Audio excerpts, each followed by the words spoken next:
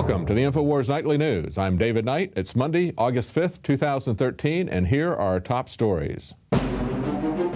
Tonight on the INFOWARS Nightly News, the scare tactics roll out from the Al-Qaeda cheering section. Al-Qaeda is in many ways stronger than it was before 9/11 because it's mutated and it's spread. Plus, John Boehner lends a helping hand on the Benghazi cover-up. Then, smart meter activism with Dr. Laura Presley. All that and more on the INFOWARS Nightly News.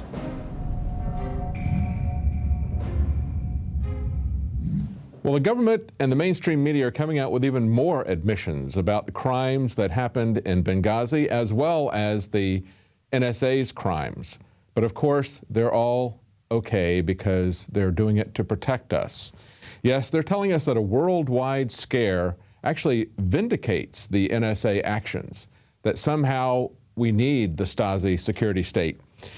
In an article from INFOWARS, U.S. extends embassy closings, warnings renew debate over NSA data collection. We learn that now the government has told us that even though they knew when these attacks were going to happen, they were going to happen yesterday, they didn't know exactly where, so they had to close embassies all over the world. Now they're telling us they're not really sure when those attacks are going to occur, so now they're extending it. But that doesn't stop the military-industrial complex from putting out their usual puppets and cheerleaders for military spending and for the security and police state. Here's some quotes from some of them. If you're an ordinary American, looks pretty scary. It is scary. Al-Qaeda's on the rise in this part of the world, and the NSA program is proving its worth yet again. After Benghazi, they're on steroids. They attacked our consulate. They killed an ambassador. A year has passed, and nobody's paid a price. After Benghazi, these Al-Qaeda types are really on steroids, thinking we're weaker and they're stronger. So specific as to how enormous it was going to be, and also there were certain dates were given, but it didn't specify where it's going to be. And, you know, the assumption is that it's probably most likely to happen in the Middle East, at or about one of the embassies, but there's no guarantee of that at all. It could basically be in Europe, it could be in the United States, it could be a series of combined attacks. Al-Qaeda is in many ways stronger than it was before 9/11 because it's mutated and it's spread. The one thing that we can talk about, David, is the fact that there's been an awful lot of chatter out there. Chatter means conversation among terrorists about the planning that's going on. Some individuals who are making plans, such as we saw before 9/11. Yeah, they're making plans like they did before 9/11. And of course, we know who were behind some of those plans. And it wasn't just Al-Qaeda, the government-created terrorist organization. And why are they on steroids? Well, they're on steroids because we are arming them. We have created this boogeyman, and we're putting it on steroids. We're the ones injecting them with steroids. That was what Benghazi was all about. And yet, this is what the mainstream media is telling us. This is what the government puppets for the military-industrial complex are telling us, that it's all okay. It's all vindicated now because they discovered some vague threat. They don't know exactly where it's going to be, and now they tell us they don't know when it's going to be, but they know it's a real threat, and it's very serious. It's summed up really pretty well by NPR, which of course is a government news outlet. And this is what they said on Monday's NPR show. They said that after weeks of debate on Capitol Hill about whether National Security Agency surveillance programs should be curbed, debate sparked by the secrets spilled by NSA leaker Edward Snowden, now the subject has changed 180 degrees to a discussion of how effective the programs may be. You see, Lindsey Graham wastes no time in telling us how the NSA programs have been vindicated now because they've discovered some mythical threat. I guess when Hitler rolled out his military and showed us all of his planes and tanks, we should have all just fallen down and said it's too scary. We're not going to fight that. You know, people have lost their lives in this country fighting for the freedoms that we enjoy, or at least we thought we had enjoyed, and that are being robbed from us on a daily basis by our government. And yet we're supposed to just give all of that up because they promise that they're going to keep us secure. Well, they're pushing a phony paradigm. You are not going to get more secure if you give up your liberties. You're going to be going into the slavery of a police and surveillance state. Now, here's the case against what these people are pushing. And an article from INFOWARS says, is the government exaggerating the threat of terror for political reasons? And we have a quote here from former Secretary of Homeland Security, Tom Ridge. He admitted that he was pressured to raise terror alerts to help Bush win re-election. And the threat from al-Qaeda, while real, has been greatly exaggerated. Former U.S. National Security Advisor Zbigniew Brzezinski, who is also a top foreign policy advisor to President Obama, told the Senate that the war on terror is a mythical historical narrative. And yet we see that even still, we see that the U.S. government is in turmoil over a, quote, big new al-Qaeda plot, the biggest thing we've seen since 9/11. And yet at the same time, Obama is funding them. In another INFOWARS article from Anthony Gucciardi, he points out that Obama even initiated the large-scale arming of al-Qaeda-linked Syrian rebels through a, quote, secret order, unquote. And that was reported by mainstream news outlet Reuters back in 2012. See, that's the why of all this. The why of all this is the arming of al-Qaeda that was being done by the CIA, the fighting going on within the government, within the CIA.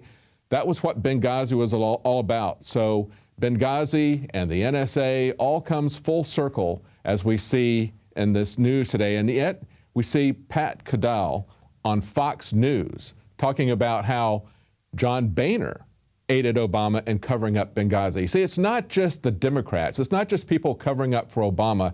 And these problems are not going to go away if Obama is removed from office. He should be removed from office. He's committed high crimes and treason.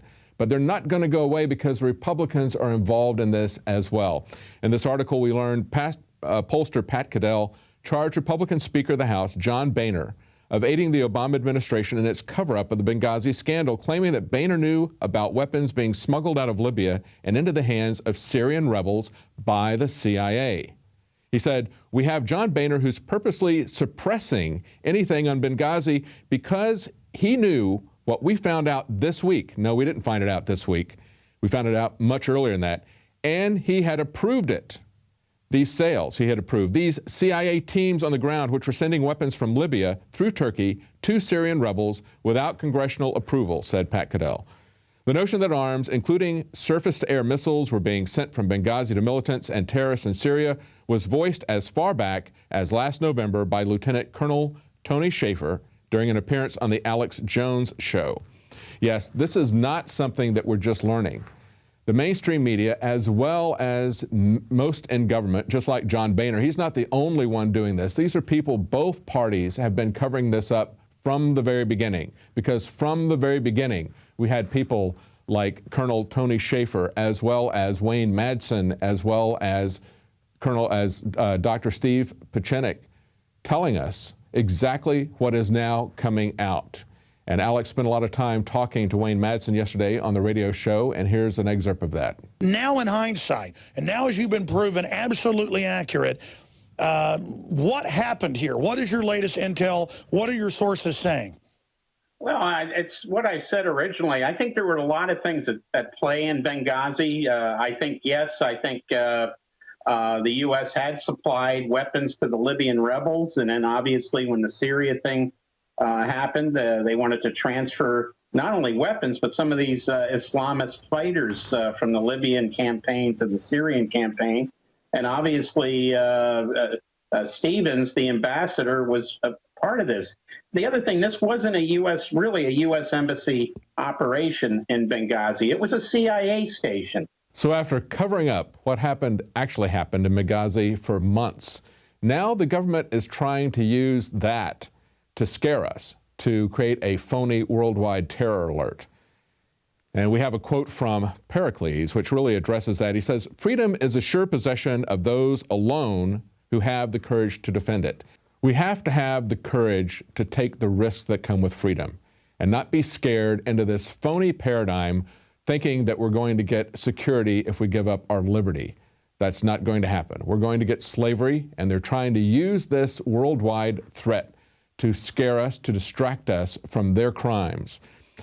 Now, speaking of crimes of the government, Alex has a report about another tragic case of CPS abuse, even more tragic because this continues to happen over and over again. Imagine you're a happy family living in Central Texas in a suburb of Austin, Round Rock. And one night you decide to smoke some marijuana after your 2-year-old daughter's gone to bed while you watch a movie. Something over 100 million Americans are estimated to do every single week. A good secret police neighbor smells the marijuana, calls the police, and they come with the CPS and take your 2-year-old happy daughter who'd never been in the hospital and never been sick and never been beaten up. You go for weekly visits with your daughter and she's dirty, she's confused, she has black eyes, bruises, mold is growing on her body and her clothing. You go to the state and say, she's being abused, help her. And they laugh at you. And a month later, you get the call, she's on life support. Her head has been caved in. 2 days later, they take her off life support and she dies. Another victim of this tyrannical government that we have that is incentivizing the states to seize as many children as they can. Over 1 million of them a year. The Justice Department's own numbers show the horrific facts. The most dangerous place a child can be is in state custody.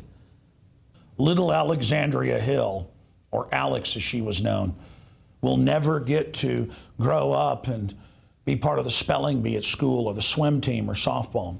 She'll never get to go to college and meet the man of her dreams and have her own children and grandchildren. She's dead. Another casualty of this sick society we have that has the largest prison population in the world. Every authoritarian state throughout history has been obsessed with attacking the family and seizing children from their parents. Nazi Germany, Soviet Russia, Maoist China. But they never did it on the scale that we see here in the United States. And every day I see cases in Texas alone where people's children are taken for the most petty of reasons and end up dead, raped, tortured, killed, their heads caved in. The children disappear routinely and end up overseas in snuff films and pornography. Our children are one of the favored commodities of the criminals that run our government. And the people that are in control of Williamson County, Texas, are famous for their abuse of the innocent and famous for their abuse of children that they've kidnapped from their parents.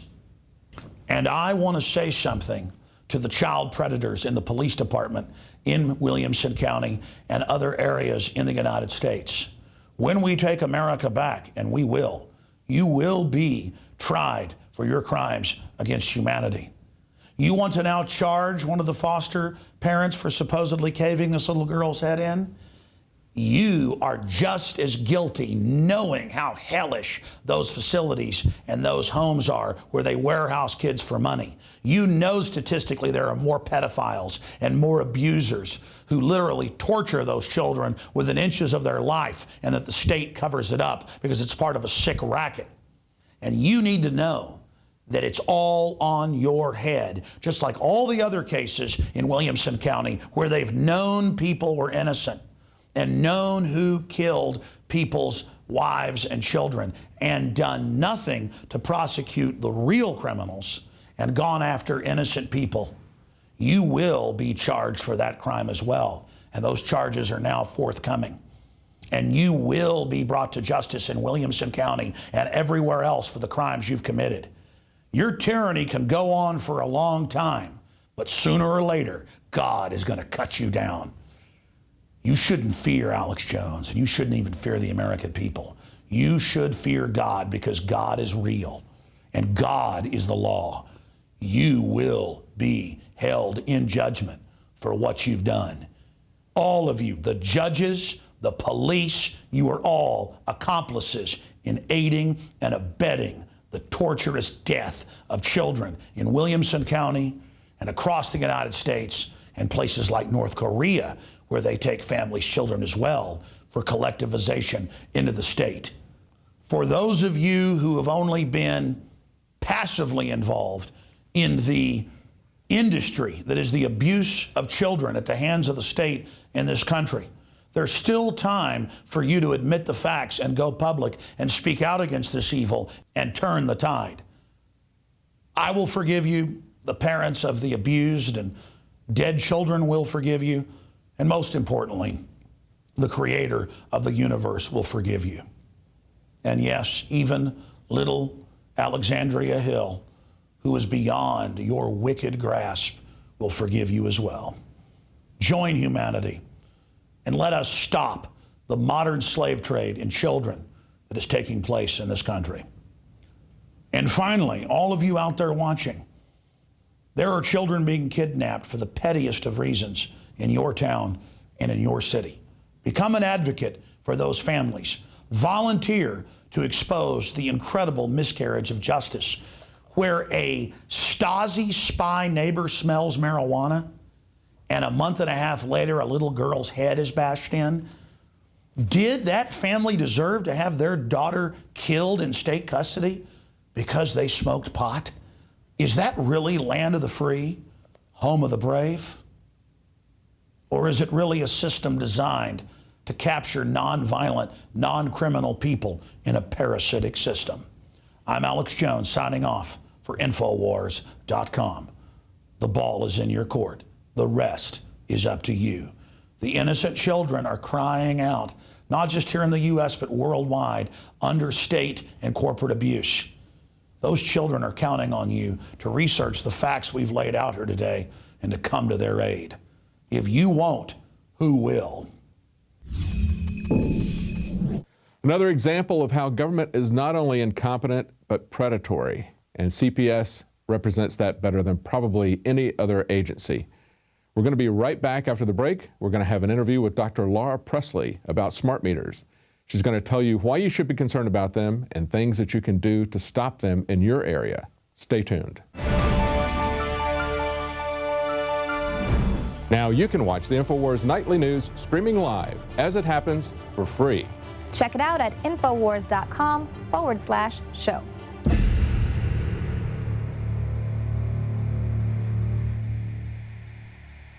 Introducing Pro One. All of your filtration in one system, portable, on the go. No more do you have 2 or 3 filters to just reduce sodium fluoride. You have a system that cuts out the sodium fluoride and up to 95% of hydrofluorosilicic acid. Advanced manufacturing technology combines silver-impregnated white ceramic with new Aquamedics advanced media for removal of fluoride and other heavy metals, all in one filter element. It is the only one that does it, and out of the gates, we have it discounted at 10% off with promo code WATER. This is the only system that in one unit helps reduce or remove pesticides, herbicides, chloramines, ammonia, and chlorine, hydrofluorosilicic acid, the most common form of fluoride not covered by other fluoride filter brands, and sodium hexafluorosilicate. Get your Pro Pure with the new Pro One filters today at InfoWarsStore.com or by calling 888-253-3139.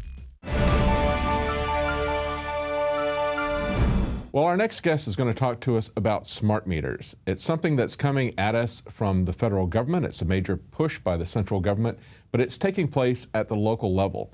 And she's going to talk to us about why you should be concerned and what you can do about it at the local level. Now, this is Dr. Laura Presley. She has a PhD in chemistry. She's a business owner here in Austin, has run for city council, and she has over 17 years experience in semiconductor management, that sort of thing.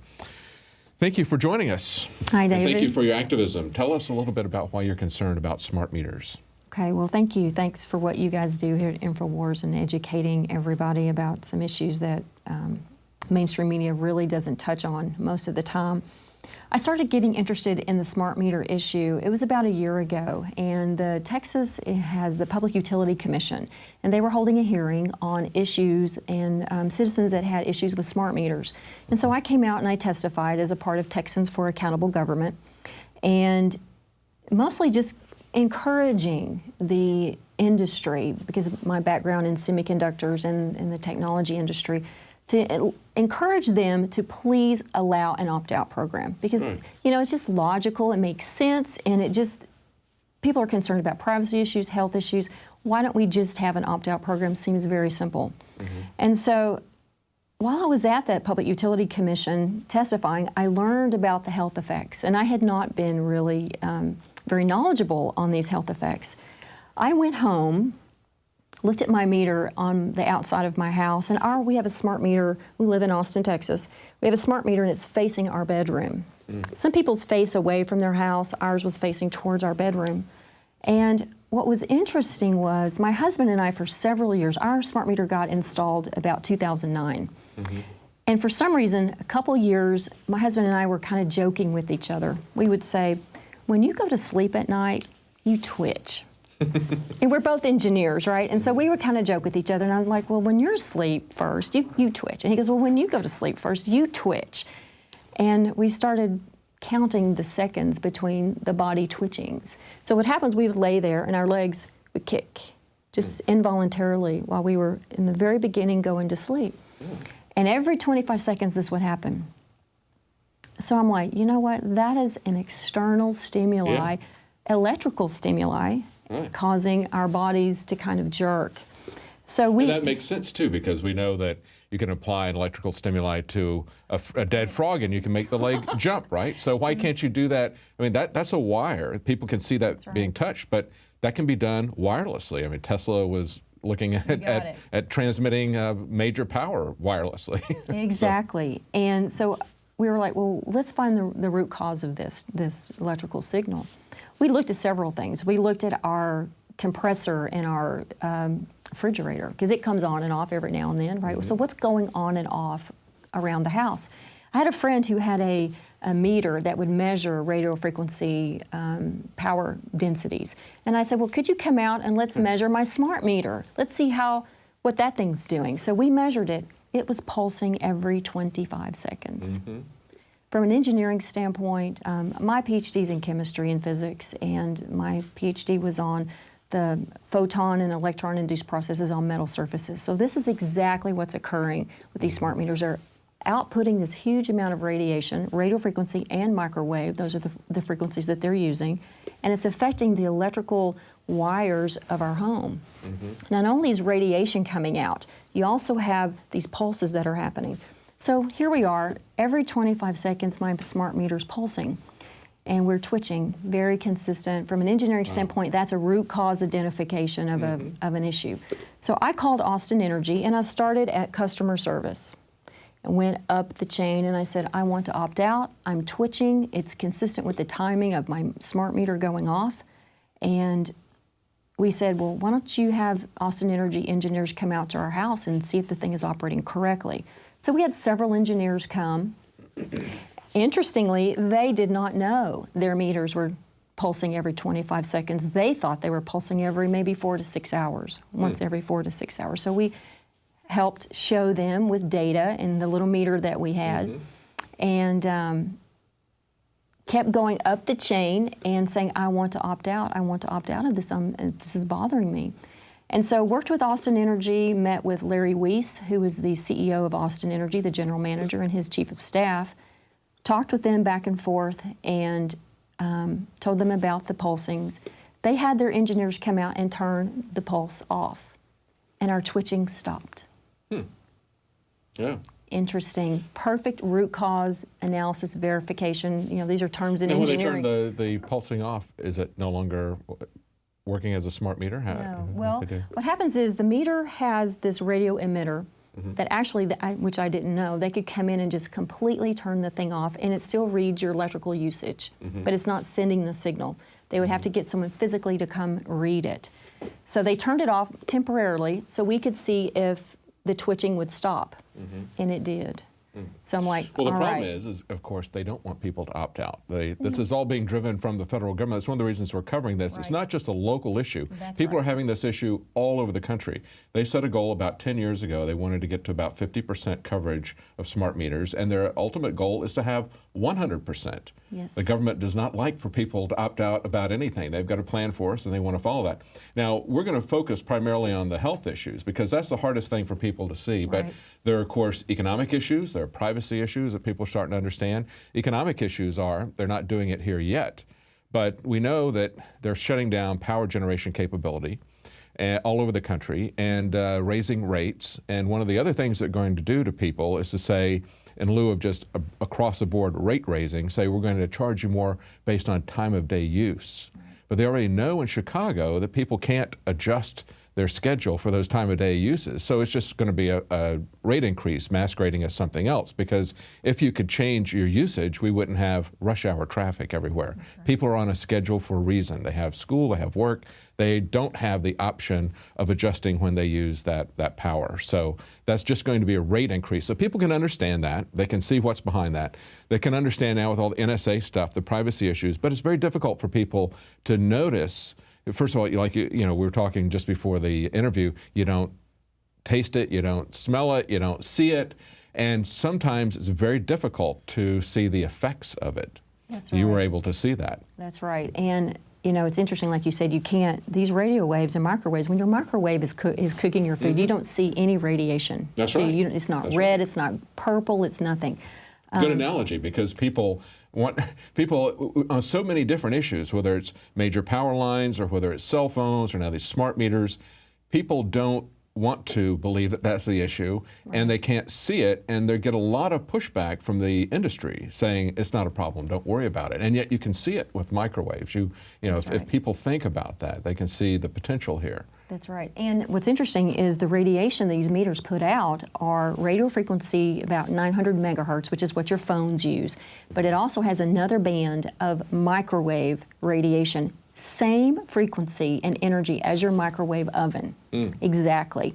It's just about lower. How many watts is it? The power densities that are coming out are about, it's really interesting. They've said that the energy from your smart meter is just the same as your cell phone. That is absolutely not true. I've measured it. We have a meter here. I want to show this. Yeah, show people what the meter looks like. We have a power density meter. This thing measures down to 800 megahertz up to 2.5 gigahertz, which is the range that is used for these smart meters. And what we measured with this is 30,000 microwatts per meter squared. And think of your body as a meter square surface area. Think of that. So you've got this power density hitting you 30,000 microwatts. Your phone ranges from 50 to maybe 1,000. So this thing was measuring 30 times higher than your phone. Max, yeah. So do not let these people tell you that it's the same radiation as your phone, because it's not. We've measured it. So again, you can't smell it, you can't hear it, and you can't taste it. But I'm telling you what, your body subconsciously is feeling it. It actually does. The twitching was a manifestation of the jolt that we were getting. And two things I want to really describe the mechanisms of how these smart meters work and how they affect our health. The first is the radiation. I think that's easy for everybody to understand. This radiation is going out, it's sending the signal. And that's measurable. This is not something that is just a absolutely measurable conspiracy theory. It is. Oh no. It's a measurement. It's chemistry and physics. Yes. It's data. Yes. So you can measure it with these meters, and that's the signal they're sending, 500 feet away to these concentrators on the power lines for the data that they say, well, this is how much energy you're using, and this we're going to bill you at the end of the month. So easy, no question about it. The second one is a little more subtle mechanism. What happens is this huge pulse, I'm going to go, that's a huge pulse that goes out of this smart meter. Think about how the meter works. You've got the big meter, you've got the wires coming through it that carry the current to your house. That radiation causes electron excitement in those circuitries. So you get a pulse of electron current. So you have voltage, noise all through your house. When that meter sends out that radiation pulse, you get an electrical pulse in the house all through the circuitry of your home, surrounding you as you sleep. So again, every 25 seconds these meters are going off, pulsing. That's over 3,000 pulses a day. All right? It's a huge number of pulses. Our bodies have not evolved to manage that and manage the radiation or manage those electrical pulses. So there's another little show and tell I want to show. This is a Graham-Stetzer analyzer. This measures the electrical noise that's going on in your home. So you have two things, the radiation and the electrical noise. You can buy Stetzer filters. They're $35 each. They're not cheap. But this is an easy solution, if you have the money, the financial means to do it, to reduce that electrical noise from your smart meter. Okay, so this is our power. When you talk about, you know, what can we do? This is what we can do. So this is one thing. It's kind of like putting getting fluoride filters. You know, you can try to fight them from putting fluoride in the water, but ultimately you have to do something yourself until that fight's won. So freedom is not free. I love that quote. Thank you so much for your activism. Thank you. Appreciate it, Laura. Thank you. Well, winning the fight for health and for privacy and for keeping the country from falling into economic ruin is really a struggle for information. As Laura Presley just pointed out, it's a question in many cases of informing people what's really going on, telling them what the risks are, getting them to understand that. We have several tools for that. We have the new INFOWARS magazine for people who are inclined to look at things in print. And we also have Prison Planet TV. A subscription there helps to get the information out. 10 people can share that with you at a time, and it helps to support our operation. Well, that's it for tonight. We'll be back tomorrow at 7, 8 Central.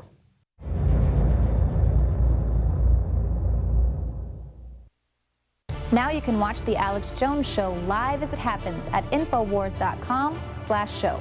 You'll find links to all of our content there and a free 15-day trial for Prison Planet TV. More than 60 movies and documentaries all in one place at Infowars.com/show.